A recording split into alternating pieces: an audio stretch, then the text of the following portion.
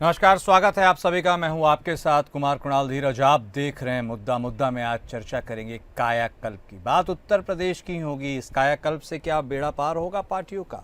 2027 में उत्तर प्रदेश में विधानसभा चुनाव होने हैं और सभी पार्टियों ने यूपी विधानसभा चुनाव के लिए अभी से तैयारी शुरू कर दी है। पंचायत चुनाव और विधानसभा चुनावों के लिए बिसात बिछाने में जुटी समाजवादी पार्टी अब संगठन की कमजोर कड़ियों को बदलने की कसरत कर रही है। समाजवादी पार्टी के अध्यक्ष अखिलेश यादव के निर्देश पर कुशीनगर छोड़कर सभी जिलों की कार्यकारिणी भंग कर दी गई है। समाजवादी पार्टी जनपद कुशीनगर के जिलाध्यक्ष को छोड़कर समाजवादी पार्टी की जिला कार्यकारिणी, विधानसभा अध्यक्षों सहित विधानसभा तथा कार्यकारिणी तथा अन्य फ्रंटल संगठन के जिलाध्यक्षों सहित जिला कार्यकारिणी को तत्काल प्रभाव से भंग कर दिया है। पार्टी अब नए सिरे से जिम्मेदारी देने पर मंथन कर रही है। चुनावी तैयारी के तहत समाजवादी पार्टी संगठन को बूथ स्तर तक मजबूत कर रही है, लेकिन कुछ जिलों में अपेक्षा के अनुरूप काम नहीं हो पा रहा है। ऐसे में संगठन के कील कांटे दुरुस्त करने की प्रक्रिया शुरू कर दी गई है। उधर उत्तर प्रदेश में समाजवादी पार्टी की सहयोगी कांग्रेस भी अपने संगठन को मजबूत करने में जुटी है। कांग्रेस प्रदेश अध्यक्ष अजय राय ने पंचायत चुनाव में अकेले उतरने की बात कही है और जीतने वालों को विधानसभा टिकट देने की बात कही। अजय राय ने कहा कि कांग्रेस की ताकत निरंतर बढ़ रही है। यही वजह है कि उत्तर प्रदेश में कांग्रेस के 6 सांसद हैं। अभी ताकत और बढ़ानी है और यूपी में कांग्रेस का सूखा खत्म करने का प्रयास है। लेकिन अंदरूनी गुटबाजी और निराशा से जूझ रही कांग्रेस के लिए कायापलट आसान नहीं होगा। खुद कांग्रेस ने माना है कि कांग्रेस में लंगड़े घोड़े को हटाकर रेस के घोड़े को लाना होगा, यानी पार्टी में जो काम के नहीं उन्हें हटाकर योग्य नेताओं को आगे बढ़ाना होगा। उधर भारतीय जनता पार्टी की प्रधानमंत्री नरेंद्र मोदी की अगुवाई वाली राष्ट्रीय जनतांत्रिक गठबंधन की सरकार केंद्र में 11 साल का कार्यकाल पूरा करने का जश्न मना रही है। बीजेपी इस मौके पर संकल्प से सिद्धि तक अभियान के जरिए 11 साल के कार्यकाल की उपलब्धियों, कांग्रेस की अगुवाई वाली सरकार की विफलताओं को घर घर जन जन तक पहुंचाने में जुटी है। वहीं यूपी चुनाव से पहले बीजेपी संगठन को भी मजबूत करने की रणनीति पर काम कर रही है। पिछड़े और दलितों को पार्टी से जोड़ने की रणनीति पर काम हो रहा है। बीजेपी में संगठनात्मक चुनावों को लेकर अहम बैठकें हो रही हैं। जेपी नड्डा, अमित शाह, योगी आदित्यनाथ और पीएम मोदी के बीच हुई चर्चाओं से यूपी प्रदेश अध्यक्ष के चुनाव और आगामी राष्ट्रीय अध्यक्ष चुनाव की तैयारियों पर जोर दिया गया है। उम्मीद की जा रही है कि अगले 10 दिन में बीजेपी प्रदेश अध्यक्ष के नाम का ऐलान कर सकती है। तो यूपी में 2027 में विधानसभा चुनाव हैं और ये जो सबसे प्रमुख पार्टियां हैं जिनका हमने उल्लेख किया आपके सामने, वो सब तैयारी करने में जुटी हुई है। किसी के लिए साख का सवाल है, किसी के लिए अपने खोए जनाधार को वापस पाने का सवाल है। हर किसी के मन में एक सवाल है और अंजाम तक पहुंचना ही मकसद, यानी सरकार तक। यूपी में खोई जमीन वापस पाने में कांग्रेस जुटी हुई है। संगठन को मजबूत करने की उसकी कवायद है। वहीं समाजवादी पार्टी के बारे में हमने आपको बताया ही कि समस्त कार्यकारिणियों को भंग कर दिया गया, जिला अध्यक्षों को हटा दिया गया, with an exception to Kushinagar. हालांकि अब बात भारतीय जनता पार्टी की भी हो रही है। एंटी इनकम्बेंसी की बात होती थी, लेकिन क्या अब यह एंटी इनकम्बेंसी प्रो इनकम्बेंसी में शिफ्ट कर गई है और लगातार क्या तीसरी बार भारतीय जनता पार्टी सरकार को रिपीट कर देगी? और उसके लिए यह तैयारी, यह भी देखने और गौर करने वाली बात है। ऐसे में यह तमाम समीकरण जो पार्टी बना रही है अपने अपने लिहाज से संगठन को मजबूत करने की दिशा में, किसके समीकरण में धार और मिलेगी तेज और कौन सत्ता के फाइनल तक पहुंचेगा, शीर्ष तक, यह तो 2027 में पता चलेगा। तैयारियां लेकिन उस लिहाज से अभी शुरू है। तो वही मूल सवाल एक बार फिर से कि क्या इस कायाकल्प से समस्त पार्टियों का बेड़ा पार होगा, खास तौर पर वह जो अभी सत्ता से दूर है और विपक्ष के गलियारे में बैठी हुई है। बात तो भारतीय जनता पार्टी की भी होगी कि तमाम समीकरण उनके फेवर में होने के बावजूद अभी तक एक स्थायी राष्ट्रीय अध्यक्ष नहीं मिल पाया है। उत्तर प्रदेश में भी बीजेपी का प्रदेश अध्यक्ष कौन होगा, इसके ऊपर भी सस्पेंस है। उसके बादल कब छटेंगे और इस बीच बैठकों का दौर तो जारी ही है कि कैसे पिछड़े और दलितों को अपने पाले में किया जाए और सत्ता की चाबी एक बार फिर से अपने ही पॉकेट में रखा जाए। चुनौती तो सबके लिए कड़ी है, हालांकि इस चुनौती से वही पार पाएगा जिसकी तैयारी सबके सामने मजबूती से खड़ी है। ऐसे में अब देखना दिलचस्प होगा कि कौन सी पार्टी अपनी रणनीति के तहत उस अभेद किले को भेदेगी और फिर से सत्ता के शिखर तक पहुंचेगी। पार्टी वाइज तैयारियां हमने आपको बताया है। आज इसी पूरे मुद्दे पर आज हम चर्चा भी करेंगे, सभी पार्टियों के दृष्टिकोण को भी लेंगे, समझने की भी कोशिश करेंगे कि आखिर कौन कैसे आगे बढ़ता है। बिना वक्त गवाए चर्चा की शुरुआत करते हैं। हमारे सभी खास मेहमान अब जुड़ चुके हैं हमारे साथ समाजवादी पार्टी के तरफ से बतौर प्रवक्ता पूजा मिश्रा जी जुड़ चुके हैं। हमारे साथ भारतीय जनता पार्टी के तरफ से बतौर प्रवक्ता कैप्टन आई सिंह साहब जुड़ चुके हैं। हमारे साथ कांग्रेस पार्टी के तरफ से बतौर प्रवक्ता प्रखर दीक्षित साहब जुड़ चुके हैं। हमारे साथ हमारे मैनेजिंग एडिटर एपीएन विनय राय साहब भी जुड़ चुके हैं। आप सभी खास मेहमान का स्वागत है। सबसे पहले बात पूजा जी आप ही के साथ। समाजवादी पार्टी वह पार्टी है जो उत्तर प्रदेश में बहुत प्रासंगिक है। असली लड़ाई भारतीय जनता पार्टी की आप ही के साथ होती है, लेकिन चुनौती आपके लिए क्या भारतीय जनता पार्टी है या फिर इस बार कांग्रेस भी है? क्योंकि कांग्रेस अपने खोए जनाधार को वापस पाने की कोशिश कर रहे हैं। आप इन तमाम समीकरणों से कैसे आगे निकलिएगा, आपकी रणनीति क्या है? पूजा जी। कुणाल जी आपको नमस्कार और साथी प्रवक्ताओं को मेरा नमस्कार।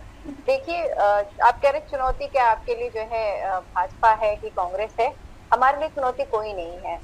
हम जो है जनता के बीच में रह करके जनता के हित की बात कर रहे हैं, जनता के लिए कार्य कर रहे हैं। और आपने बात की कांग्रेस की, कांग्रेस पंचायत चुनाव में अकेले जाना चाह रही है, वे जाना चाह रही तो अच्छी बात है, जाए।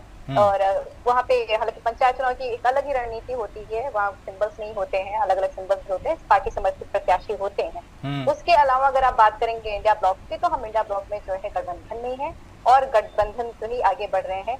और एक थोड़ा सा मिसकम्युनिकेशन हो गया मुझे लगता है चैनलों के साथ में, कि कहा जा रहा है कि समाजवादी पार्टी के कुशीनगर के जिला अध्यक्ष को छोड़ करके हमारी पूरी कार्यकारिणी भंग कर दी गई। ऐसा नहीं कुणाल जी, हमारे इससे पहले जो है आगरा में कार्रवाई की गई हुई थी। आगरा में जो है सारी की सारी आगरा की जो जिला कार्यकारिणी है, वहाँ पे जो फ्रंटल कार्यकारिणी है उसको पूरी तरीके से भंग किया गया था। और यहाँ पे भी यही हुआ है, कुशीनगर के जिला अध्यक्ष को छोड़ करके बाकी चाहे वो फ्रंटल के हो, जिला कार्यकारिणी हो, उनको भंग किया गया है। बाकी के जो जिले हैं उनके जो कार्यकारिणी है, जो जिला अध्यक्ष है, वो अभी पदस्थ है। और जैसे जैसे जो है विवेचना आगे बढ़ेगी उसके हिसाब से अलग अलग जिलों पे कार्रवाई की जाएगी। अब ये दूसरा जिला है जिसपे समाजवादी पार्टी ने एक्शन लिया हुआ है, तो ये पूरा कार्यकारिणी नहीं भंग हुआ है। ये पता नहीं कैसे कहाँ से कंफ्यूजन चालू हुआ। हालांकि क्लेरिफाई किया गया, हमारे जहाँ से कंफ्यूजन चालू हुआ उसके बाद भी रात को भी क्लेरिफाई किया गया, अभी मॉर्निंग में फिर क्लेरिफाई किया गया। मुझे लगता है कि जो लोग एक्स पोस्ट को फॉलो करते हैं या पेज को फॉलो करते हैं उन्होंने दोबारा क्रॉस चेक नहीं किया, क्या रीजन हुआ पर पता नहीं। हाँ, हम धरातल पे मजबूती के साथ में कुणाल जी काम कर रहे हैं, लड़ाई के लिए हम तैयार हैं। और अगर आप कहेंगे चुनौती, तो चुनौती हमारे लिए सब है, और अगर आप कहेंगे चुनौती नहीं है तो हमारे लिए नहीं है। हम धरातल पे मुद्दों पे काम करते हुए आगे बढ़ रहे हैं। ठीक है प्रखर साहब, भले ही समाजवादी पार्टी के लिए कोई चुनौती हो ना हो, आपके लिए तो जरूर उत्तर प्रदेश में चुनौती है। आपने खुद यह माना है कि कई लंगड़े घोड़े हैं जिनको साइड करना है, योग्य घोड़ों को लाना है। कौन है यह लंगड़ा घोड़ा, और कांग्रेस अपनी पुरानी वही कमी अंदर की गुटबाजी से कैसे उभर पाएगी? कैसे आप आगे बढ़िएगा? एकला चलोरे की राजनीति होगी या फिर से साथ में दो दोस्तों की जोड़ी रंग लाएगी? प्रखर साहब। हाँ जी गौरव जी, एक चीज तो मैं ये कहना चाहूंगा कि मैं प्रवक्ता नहीं हूँ पार्टी का, मैं PCC member. Okay, number 1। Okay. हाँ, नंबर 2, गौरव जी आपने बड़ी अच्छी बात कही और पूजा जी ने जिसमें ऐड किया कि हर पार्टी की अपनी इंडिविजुअल स्ट्रेटजी होती है जिसके हिसाब से वो चलती है। जहाँ तक पंचायत की बात है तो हम पंचायत में बहुत छोटे हैं और हमारी पार्टी मेजर तरीके से अपने संगठन में परिवर्तन कर रही है। इंटरनल रिपोर्ट्स आ रही हैं, बहुत सारी चीजें चल रही हैं, मीटिंग्स हो रही हैं, धरने प्रदर्शन हो रहे हैं। कुछ एक चीजें मीडिया दिखाती है, बहुत सारी चीजें मीडिया नहीं भी दिखाती है, नहीं दिखा पाती है, जो भी वजह रहे। और छोटे से छोटे जिले में, जैसे मैं इस समय उन्नाव में बैठा हूँ, यहाँ पे हर दूसरे दिन आपके डीएम साहब को, आपके एडीएम साहब को ज्ञापन दिए जा रहे हैं राज्यपाल को और चीफ मिनिस्टर को। हर तीसरे चौथे दिन यहाँ पे सड़क पे प्रदर्शन हो रहे हैं, इतनी ज्यादा गर्मी होने के बावजूद। ठीक है, जहां तक बात है, जैसे कि पूजा जी ने भी कहा कि हमारे दोनों ही दल, सपा और कांग्रेस दोनों ही दल इंडिया गठबंधन का भाग है।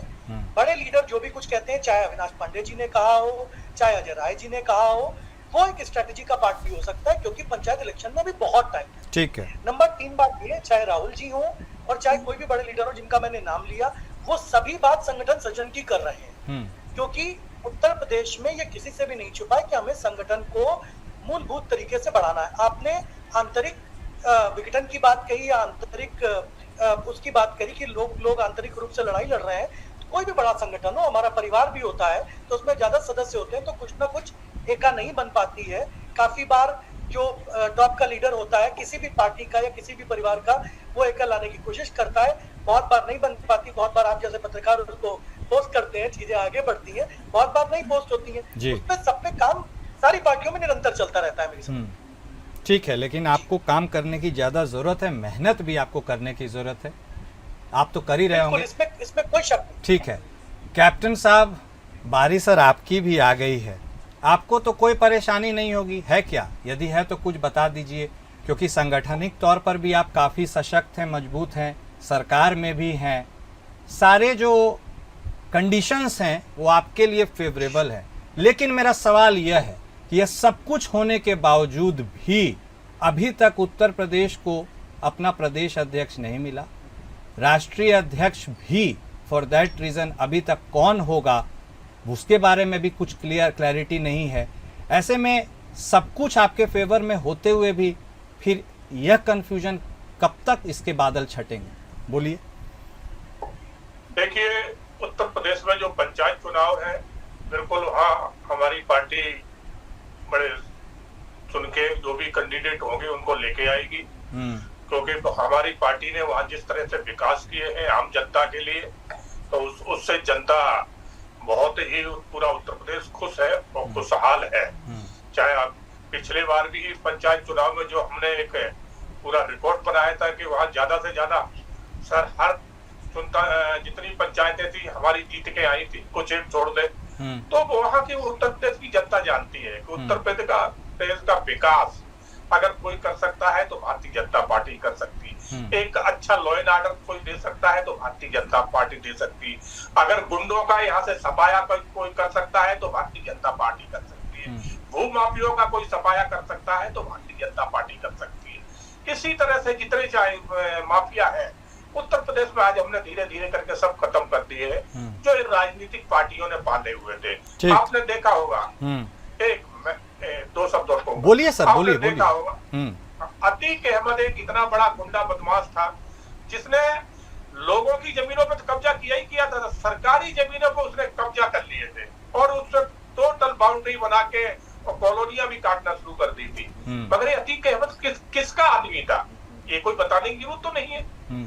तो इस चीज को उत्तर प्रदेश की जनता जानती है कि उत्तर प्रदेश में चाहे पंचायत का चुनाव हो चाहे विधानसभा का हो, थोड़ी सी गलती उन्होंने लोकसभा चुनाव में करी और उस गलती को अब उत्तर प्रदेश की जनता ने रियलाइज कर लिया है कि कहीं ना कहीं उस टाइम हमसे गलती हो गई, जो हमने जो सीटें बीजेपी को देना चाहिए था वो हमने अन्य लोगों को दे दी। और वहां पर मैं अपनी भी गलती मानता हूँ कि जनता के जिस तरह से कांग्रेस और समाजवादी पार्टी ने वहां एक नैरेटिव फैलाया था कि संविधान खत्म कर देंगे, और उस नैरेटिव को हमारे लोग जनता के बीच में ठीक से ले जा नहीं पाए, कि अपनी बात कह नहीं पाए, तो उसका फायदा इनको जरूर लोकसभा चुनाव में मिला।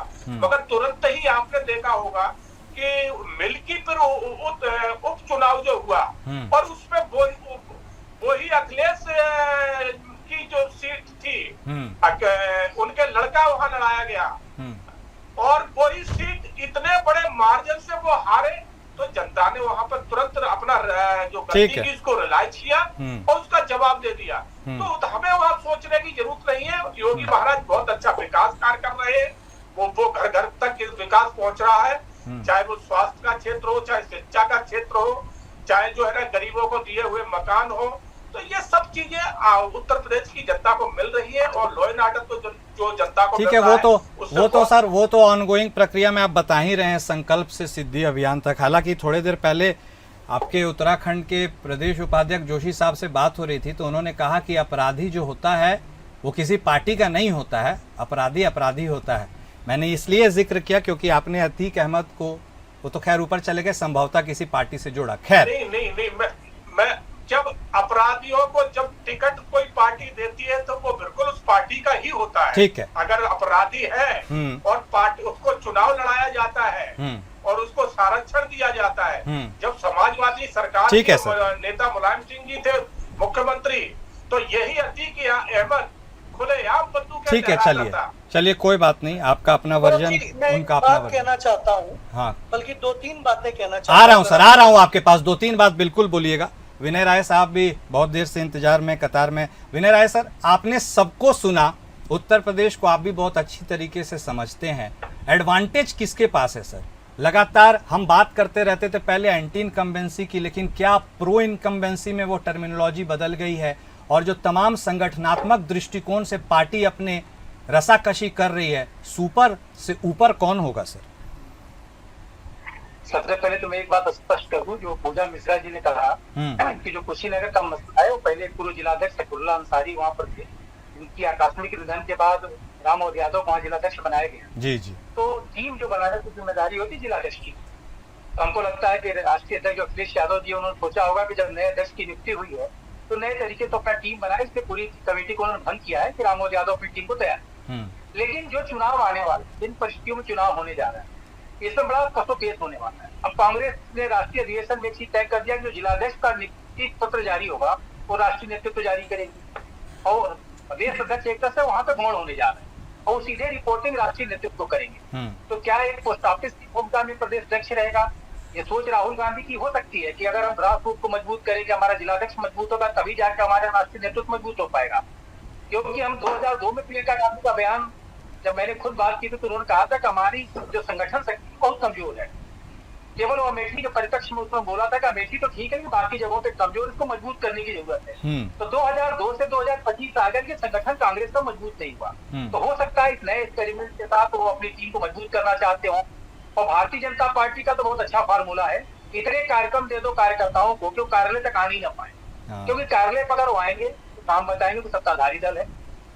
आप प्रदेश अध्यक्ष नियुक्त नहीं करते हैं क्योंकि किसी ऑपरेशन सिंदूर का हवाला देते हैं। देखिए अम्बेडकर जी की जयंती हो, संकल्प से सिद्धि हो, तिरंगा यात्रा हो, अहिल्याबाई होलकर का कार्यक्रम, सब एक साथ चलते रहते हैं, पूरे देश व्यापी ये सब कार्यक्रम थे। तो मुझे लगता है कि राष्ट्रीय अध्यक्ष कौन होगा ये पार्टी तय करेगी। लेकिन मुझे लगता है कि आज की तारीख में सभी पार्टियां कमोबेश इस रणनीति पर काम कर रही हैं कि कैसे जाति समीकरण को साधा जाए। सभी बात करते हैं कि हम विकास के मुद्दे पर चुनाव लड़ेंगे, विकास हमारा मुख्य एजेंडा होगा।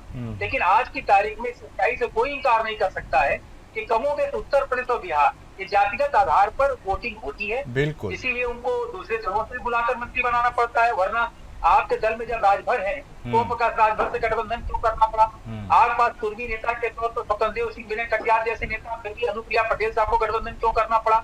आपके पास निषाद नेता भी है, तब भी आपको डॉक्टर संजय निषाद से गठबंधन क्यों करना पड़ा? क्योंकि उनको मालूम है कि गठबंधन थोड़े बहुत छोटे छोटे पॉकेट में अगर कर लेंगे हमारा वोटों का बिखराव नहीं होगा। आज की तारीख में जो छोटा चुनाव है, तो एक कहेंगे प्रधान और बीडीसी के चुनाव बड़े छोटे स्तर के होते हैं। वैसे भी जो नया प्रस्ताव तैयार किया जा रहा है जिसमें जिला पंचायत अध्यक्ष और ब्लॉक प्रमुख जो चुने जाएंगे, अगर वो मसौदा फाइनलाइज हो जाता है, कैबिनेट उसे पास करके विधानसभा को भेजती है, वहाँ अप्रूवल हो जाता है तो शायद जनता से चुना जाए। लेकिन ये बात जान जाइएगा, जो भी जनप्रतिनिधि छोटे चुनाव में इन्वॉल्व होता है, कमोबेश प्रधान का चुनाव हो, उसी के कार्यकर्ता 5-6 लड़ने के तैयार होते हैं और एक का जब वो फेवर करता है तो बाकी विरोध में खड़े जाते हैं, उसका खामियाजा उसको विधानसभा में उठाना पड़ता है। तभी देखना ये होगा कि किस तरीके से संगठन को बाकी दल मजबूत करते हैं। क्योंकि 8 तारीख की तारीख में कांग्रेस का जो समीकरण बना है उससे जो प्रदेश अध्यक्ष अजय राय नाराज चल रहे हैं, क्योंकि उन्होंने जिसको हटाया उसको दोबारा राष्ट्रीय नेतृत्व में पोस्ट कर दिया। समाजवादी पार्टी के साथ एक उसने लोकसभा में बेहतर परफॉर्म किया है, अब उसके ऊपर एक नैतिक दबाव भी है कि कैसे विधानसभा में बेहतर करें। क्योंकि जिस तरह का परिणाम लोकसभा में मिला है वो अगर उस फार्मूले पर वो सफलता हासिल करते तो प्रदेश सरकार उनको बनती दिखती है। लेकिन भारतीय जनता पार्टी को कम करके आप इसलिए नहीं आ सकते कि इनका ग्रास रूट वर्कर काफी हद तक मजबूत है, चाहे बूथ स्तर की बात हो, चाहे मंडल स्तर की बात हो, चाहे जिला स्तर की बात हो, इन्होंने अपने आप को सशक्त किया है और ये हर चुनाव को बड़े सख्ती के साथ करते हैं। जिस दिन चुनाव खत्म होता है उसी दिन अगले चुनाव में लग जाते हैं। बिल्कुल। हमें लगता है भारतीय जनता पार्टी को भी अपनी कमियां कुछ निकाली होंगी जो लोकसभा के अंदर चूक हुई है, तो बेहतर चुनाव होगा उसका स्थानीय निकाय और ये जो चुनाव होने जा रहा है प्रधान बीडीसी का। लेकिन देखना ये कि बाकी संगठन शक्ति के आधार पर कैसे काम होता है और भारतीय जनता पार्टी का राष्ट्रीय अध्यक्ष कौन आता है, प्रदेश अध्यक्ष कौन आता है, किस जात को एड्रेस करता है, क्योंकि पीडीए को भी तोड़ना भारतीय जनता पार्टी के सामने बड़ी चुनौती। बिल्कुल बहुत बड़ी चुनौती है, आपने बिल्कुल सही कहा है।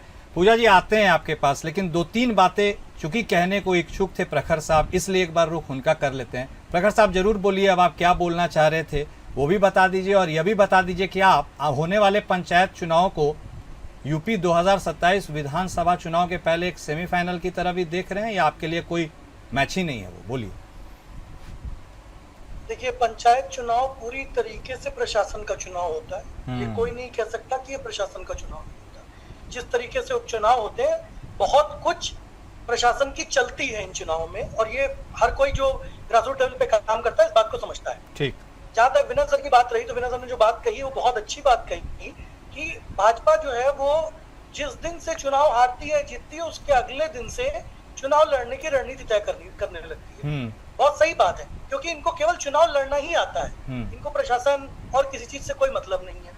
ठीक है, प्रवक्ता साहब ने जो बात कही कि जो भूमाफिया थे उनको हटा दिया, इनके खुद के एमएलए और मिनिस्टर, मैं उन्नाव की बात करूं, उठा करके अगर अखबार पढ़ लें तो शर्मसार हो जाएंगे कि किस तरीके से इनके एमएलए खुद मिलकर के सरकारी जमीनों पे कब्जा करवा रहे हैं और उनपे कॉलोनियां बसा रहे हैं। ठीक है, एक इनके उप मुख्यमंत्री जो थे उनके बेटे ने हाईकोर्ट के रिटायर्ड जज का बंगला कब्जा कर लिया। ठीक है, ये कौन से मुंह से कौन से किस तरीके की बातें करते हैं कि आपने वो खत्म कर दिया। सारे के सारे जो भूमाफिया थे वो तो इनकी खुद की पार्टी में, और आपने खुद कहा कि भूमाफिया हो चाहे आतंकवाद हो, उसका कोई ना तो धर्म होता है और ना ही कोई पार्टी होती है। ठीक। नंबर एक बात और मैं कहना चाहूंगा कि जो बात कांग्रेस को लेकर के कही, तो संगठन एक दिन में वीक नहीं हुआ और संगठन एक दिन में बनेगा। जहां तक भाजपा की बात है, भाजपा के लिए कोई नहीं कहता कि फला लीडर से लेकर के फला लीडर में कोई भी टकराव है, आंतरिक कोई गतिरोध इतनी बड़ी पार्टी में है ही नहीं। मैं इस बात को मानने को तैयार हूं। अगर उसको बोला ना जाए तो इसका मतलब ये नहीं है कि आंतरिक गतिरोध नहीं है। हमारे मित्र सारी पार्टियों में सारी बातें बताते हैं, मैं आपके प्लेटफॉर्म के माध्यम से वो बात कहना नहीं चाहता। ठीक है, जितना ज्यादा वक्त लगेगा उतना ही ज्यादा नुकसान आपके लिए होगा भी, यह बात भी जग जाहिर है। पूजा जी अब आपके पास आते हैं। अब देखिए यह जो हो रहा है वो सब आप देख ही रही हैं, समझ ही रही हैं, लेकिन बतौर पार्टी आप इस पूरे रास्ते को तय करने के लिए और क्या कुछ स्पेशल कवायद करेंगी, क्योंकि 2024 के आम चुनाव का लेवरेज आपको उसके बाद हुए वाले कई राज्यों के चुनाव में बहुत ज्यादा मिला नहीं। आपसे मेरा मतलब आपके गठबंधन से भी है। ऐसे में क्या उसी राग को अलापते हुए आप आगे का रास्ता तय करेंगे, या आप अपने पिछड़े दलित अल्पसंख्यक वोट बैंक को तटस्थ रखने के लिए कुछ विशेष फैक्टर्स पर भी गौर करेंगे? कुणाल जी, जो है पहली बात तो हमने राग नहीं अलापा है, हम काम कर रहे हैं। अगर राग अलाप रहे होते तो जो है हमारी जो तीसरी नंबर की पार्टी नहीं बनती देश की। हम धरातल पे रह करके काम कर रहे हैं और अभी भी हम काम कर रहे हैं। अभी जो भाजपा के कार्यकर्ता जिनको ये उपेक्षित कर रहे हैं, जिनके फोन कॉल्स ये इनके नेता नहीं उठाते, उनके साथ में हम खड़े होकर उनके काम कर रहे हैं। ये बात मैं विनय जी से एग्री करूंगी कि जो है इनका जो बूथ का कार्यकर्ता होता है बहुत मजबूत होता है, पर बूथ का कार्यकर्ता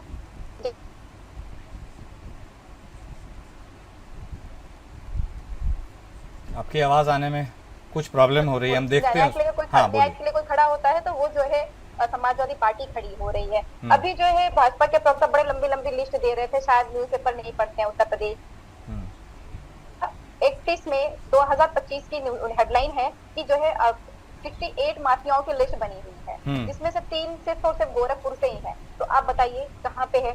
और आपने उठा करके देखेंगे तो बच्चियों के साथ में जो दुष्कर्म की घटना है, घाटमपुर हो गया, बांदा हो गया, कानपुर हो गया, ये बढ़ा हुआ है। एक महीने में 3-3 बार आपको जो है सुप्रीम कोर्ट तलब करता है। कल जो है यहाँ पे जो छात्र धरना कर रहे थे शिक्षक भर्ती को लेकर के, उन्होंने आंसुओं के साथ उस धरने को विराम दिया है। और जो है जो एग्जाम होना था जून में, जिसके लिए बच्चों ने छुट्टियां ले रखी थी कॉलेज से, हमें पता है क्योंकि हमारे बहुत सारे बच्चे कॉलेज से छुट्टियां ले ली। मैंने बोला कहाँ चले गए? बोले नहीं, 17-18 तारीख को पीजीटी का एग्जाम है, इसलिए सारे लोग छुट्टियों पे चले गए हुए हैं, पढ़ाई की तैयारी करेंगे। वो पोस्टपोन कर दिया है। ठीक। तो आप कल्पना करिए कि धरातल पे कहाँ पहुंचे हुए हैं। अभी इन्होंने बोला कि कि जिनको टिकट देते हैं उस नेता से आते हैं। प्रज्ञा ठाकुर SIT कह रही है कि उनके ऊपर जो है कार्रवाई होनी चाहिए, उनको भेजा जाए, उनको फांसी की सजा हो। और इन्होंने क्या किया था, इन्होंने जो आतंकवादी गतिविधि में शामिल होने के जो ऊपर इल्जाम है, उनको ये लोग जो है मंत्री बनाते हैं। ठीक है। और ये कह रहे हैं कि जो है कोई और गुंडा रह रहा है। ये धरातल की सच्चाई है कुणाल जी, और धरातल पे समाजवादी पार्टी कार्य कर रही है। मैं एक चीज और कहना चाह रही थी, जो कांग्रेस के लिए बाकी जो अगर आप नेता सजेशन है कि भाई डायरेक्ट मत करिए राकेश, क्योंकि डिसिप्लिन ऊपर से आता है। हम लोगों ने बहुत संगठन को करीब से देखा है, मेरी राजनीति को 11-12 साल हो गए हुए हैं, मैं छात्र राजनीति से निकल करके आती हूँ, उम्र पे मत जाइएगा, एक्सपीरियंस काफी है। तो वो ऊपर से बहुत गड़बड़ करेगा, ठीक है, करेगा, कोई किसी को सुनेगा नहीं। ठीक है, ओके। 2 मिनट का वक्त है मेरे पास, इसलिए जल्दी से क्लोजिंग कमेंट कैप्टन साहब से भी लेंगे, विनय सर से भी लेंगे। कैप्टन साहब, मैं जो आशय समझ पाया वह यह समझ पाया कि उनका कहना है आपकी विपक्षी पार्टियों का कि जिसके खुद के घर शीशे के होते हैं वो दूसरे के घर पे पत्थर नहीं फेंकते। क्या कहना है आपका? देखिए, चाहे कांग्रेस ने बोला हो, चाहे समाजवादी ने बोला हो, अगर हमारे नेता उत्तर प्रदेश में कुछ कर रहे हैं तो आपके पास जरूर उनके सबूत होंगे, और उन सबूतों को आप लेके जाइए और कानून के सामने रखिए। खाली यहाँ आके आप झूठ बोल देना और व्हाट्सएप यूनिवर्सिटी वाला बात पढ़ना और यहाँ बोल देना, तो इससे काम नहीं चलेगा। सबूत लाइए, सबूत पेश करिए, बिल्कुल उसके ऊपर सुनवाई होगी। हमारे नेता अगर गलत कर रहे होंगे तो उन पे एक्शन होगा।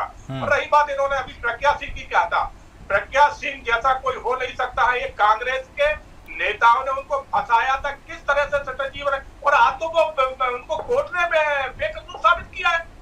वो भाई जब बड़ी हो चुकी थी, वो ये कर रही है झूठ इतना बोलती हो तो अखिलेश यादव ही झूठ बोल रही है। चलिए ठीक है, छोड़िए, आरोप प्रत्यारोप में वक्त जाया हो जाएगा। ठीक है, समझ गए। आप उनके ऊपर आरोप लगाएंगे, वो आपके ऊपर रिपीट आरोप लगाएंगे। ठीक है कैप्टन साहब, मैं समझ गया आपकी बात। वो जिनको आरोपी बता रहे हैं आप उन्हें क्लीन चिट दे रहे हैं, कोई बात नहीं, छोड़िए, कोई बात नहीं। ठीक है कैप्टन साहब, ओके। बहुत कम समय बना है। विनय राय साहब, इस एक्शन और रिएक्शन के बीच में कौन बाजी मारेगा ये भी बता दीजिए। कैसी होने वाली है यह चुनावी पहेली? ठीक है कैप्टन साहब, सब समझ गए सर। ओके कैप्टन साहब, ओके कैप्टन साहब, प्लीज सर, प्लीज बोलिए। विनय सर जल्दी से। नहीं, क्या बोल के समझ नहीं आने वाला, जवाब देता किसकी माँ से किसने शादी नहीं की, भगवान जाने क्या बोल रहे थे। लेकिन सवाल ये नहीं है, सवाल है बाहुबली अपराधी का लेकर के। तो मुझे ये समझ में नहीं आता, जब तक वो नेता दूसरे दल में है या बाहुबली दूसरे दल में, तब तक वो अपराधी कहा जाता है क्या? चाहे विनीत सिंह हो, चाहे अखिलेश, चाहे वो ब्रजेश सिंह हो, चाहे वो सुशील सिंह हो, तमाम ऐसे नाम है। आप पहले भूषण सिंह जब सपा में थे तो बाहुबली थे, आपके सांसद रहे, उसके बाद उनके बेटा सांसद है। तो परिस्थिति ये नहीं, मेरा मतलब है कि अगर कोई अपराधी है, कोई उसने गलत काम किया, उस पर कार्रवाई करिए, उसको जेल।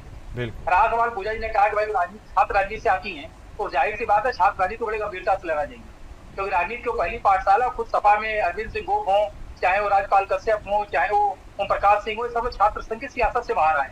मतलब सिर्फ इतना है कि यूथ को जितना मौका मिलेगा स्वच्छ राजनीति होगी, नई ऊर्जा के साथ राजनीति का संचार होगा। लेकिन दल कोई हो, उसको पारदर्शी ढंग से अपने अंदर आत्ममंथन करने की आवश्यकता, अपने कमियों को दूर करके, क्योंकि जनता के प्रति हर पार्टियां जवाब दें, तो जनता को जो रास आता है वो सत्ता में होता है। तो आज की तारीख में भाजपा की नीतियां, भाजपा के नेता रास आ रहे हैं, इसलिए भाजपा सत्ता में है। कल की तारीख में अगर सपा बेहतर करेगी, कांग्रेस बेहतर करेगी, जनता को पसंद आएगा तो सत्ता में आएंगे। बेहतर है कि अपने परफॉर्मेंस को जनता के सामने रखिए और जनता को इस बात का एहसास करे कि वो उनके लिए बेहतर है, तभी जाकर पढ़ा। बिल्कुल ठीक कहा आपने। और अब इसी नोट पर इस पूरे बहस को विराम भी देते हैं। बहुत शुक्रिया आप सभी खास मेहमान का हमारे साथ जुड़ने के लिए, अपना वक्त देने के लिए। तो देखिए, उत्तर प्रदेश बहुत इंटरेस्टिंग राज्य है और यहाँ की चुनाव जो होते हैं उसकी रणनीति बनती है, वो भी बहुत इंटरेस्टिंग होती है। देखना यह होगा कि इन सब रणनीतियों पर 20 कौन बैठेगा, कौन बाजी मारेगा। मुद्दा में आज बस इतना ही। नमस्कार।